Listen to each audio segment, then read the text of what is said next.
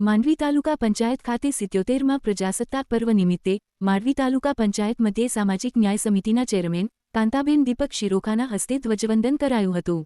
માંડવી તાલુકા વિકાસ અધિકારી ઈશ્વરભાઈ માજીરાણા તેમજ સ્ટાફગણ અને પ્રાથમિક શાળાના બાળકો વિશેષ ઉપસ્થિત રહ્યા હતા।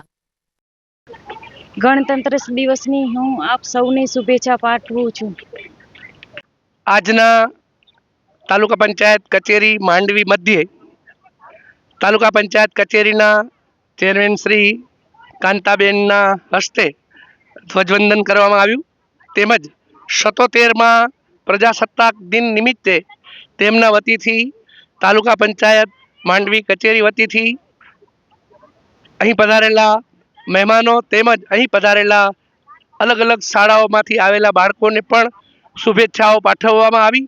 તેમજ આપણું માંડવી સ્વચ્છ માંડવી રહે, સ્વસ્થ માંડવી રહે એવી શુભ ભાવનાઓ તેમના તરફથી વ્યક્ત કરવામાં આવી। જય હિન્દ, જય ભારત।